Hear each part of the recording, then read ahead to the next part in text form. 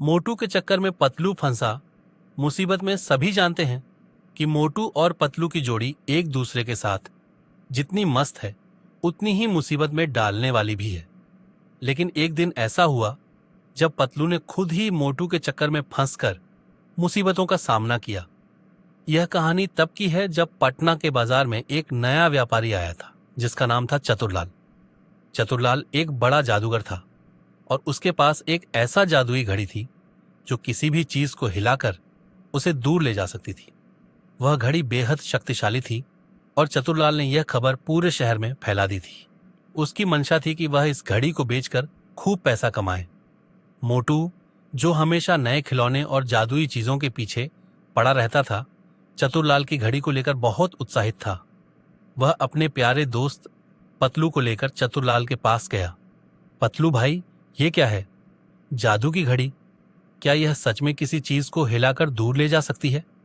मोटू ने आश्चर्यचकित होकर पूछा। हाँ मोटू भाई, बिल्कुल।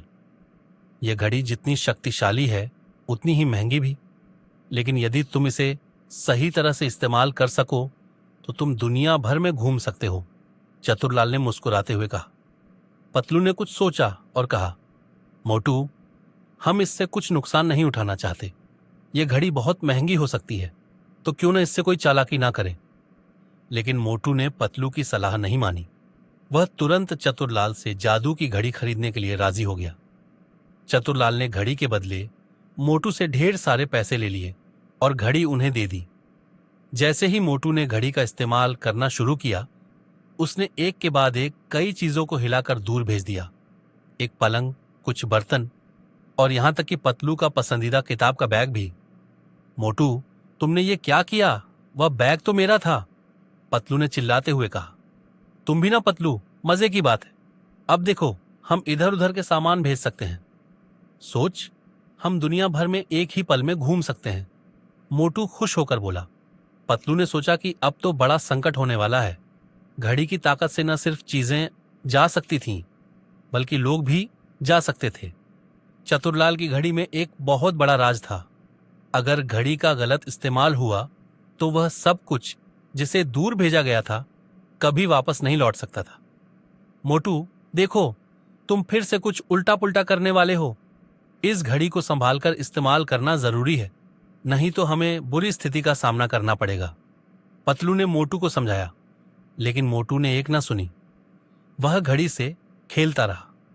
इसी बीच चतुरलाल की निगाह घड़ी पर पड़ी और उसने झट से मोटू और पतलू के पास पहुंचकर घड़ी वापस मांग ली। तुम लोगों ने इस घड़ी का गलत इस्तेमाल किया है, अब मैं इसे वापस ले रहा हूं और तुम्हें बड़ी कीमत चुकानी पड़ेगी, चतुरलाल ने गुस्से में कहा। पतलू ने सोचा कि अब यह कैसे सुलझाएंगे। उसने जल्दी से मोटू को एक योजना दी। पतलू ने चतुरलाल से कहा, देखिए चतुरलाल जी, यह घड़ी बहुत मूल्यवान है। हम जानते हैं कि आपने इसे बेचकर बहुत पैसे कमाए होंगे, लेकिन हम आपके पास इसके बदले कुछ और भी देने को तैयार हैं। चतुरलाल को कुछ समय के लिए शक हुआ, लेकिन फिर उसने सोचा कि शायद पतलू कुछ समझाने की कोशिश कर रहा है। पतलू ने अपनी पूरी चतुराई से उसे समझाया कि वे घड़ी का सही उपयोग करना चाहते हैं और चतुरलाल को घड़ी को वापस लेकर एक अच्छे कारण के लिए इस्तेमाल करने की बात कही। अंत में चतुरलाल ने घड़ी लौटाने का फैसला किया, लेकिन एक शर्त रखी। उसने कहा, अगर तुम इस घड़ी का सही तरीके से इस्तेमाल करना चाहते हो तो तुम्हें मेरे साथ कुछ दिनों तक मेरे जादू के खेल में शामिल होना होगा।